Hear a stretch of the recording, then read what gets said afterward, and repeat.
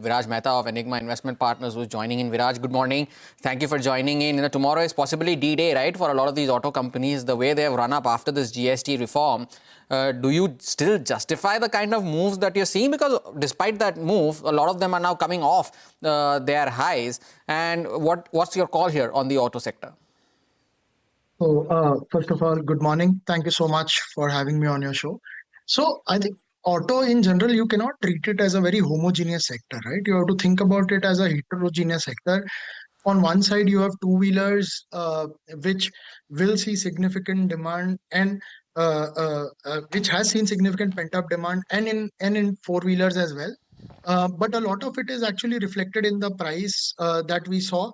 And I think market has pretty much factored a lot of that growth in. So we have to see how the demand of these autos sustain. It's just I think these are one-off numbers, and we are not very sure about the sustenance of these numbers going forward. If these numbers sustain into October and November, then we will see probably another leg of rally.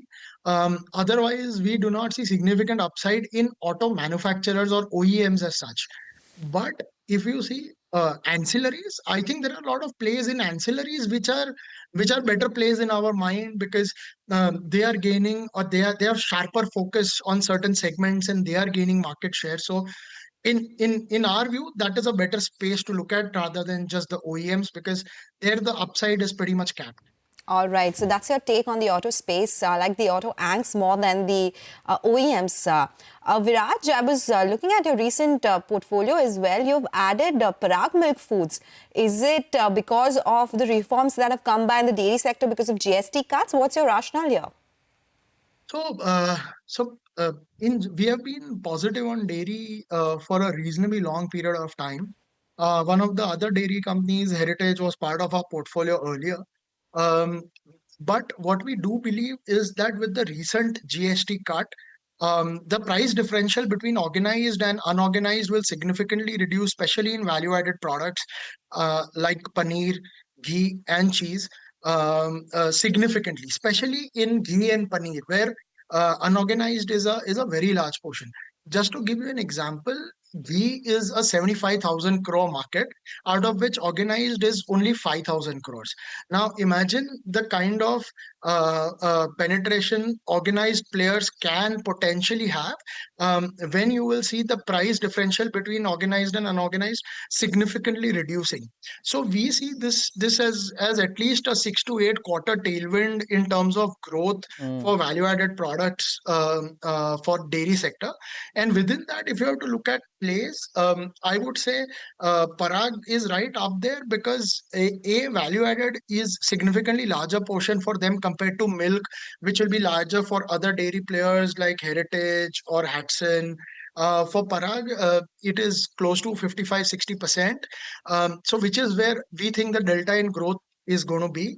Also, we think this should lead to decent margin improvement because of operating leverage that they will have in the system, which is already built in. So, and the valuations are less than 0.7, 0.8 times current year sales. So you will have tailwinds of growth, plus you will have margin expansion and you have valuation which is in your favor. So, which is why we like dairy sector in general, but we like this name slightly more. Right. Just the disclosure is that obviously our fund and us personally, we own significant chunks of this company. Right. Very quickly, Viraj, you're running out of time, but iron and steel products is another very important allocation to your portfolio. Where does your preference lie here? Are you preferring the larger names, the Hindalcos or the Tata Steels, or you go into the smaller names such as the Godavari Powers and the likes? So we do not really have any direct exposure to OEMs again of ferrous or non-ferrous. So we like actually converters in this space. Obviously, I also think that some of the OEMs that you did mention will also see profitability improvement over next 6 to 12 months. But we think the end usage of these products will have sustained volume growth over next 3 to 4 years. So that is where our play lies. So we like steel pipe manufacturers, which are nothing but actually converters of these players. We like distributors of those steel pipe manufacturers. So that is where our play is, because they will have sustained high ROCs, sustained high cash flows, which we think will lead to significant re-rating that we have seen in some of the other industries which have followed similar paths in the past. So our play in metals space, especially in steel, is not the OEMs like the Vedantas or Godawris that you, or rather SAIL or Tata Steel that you mentioned, but the pipe manufacturers and the distributor of the pipe manufacturers rather.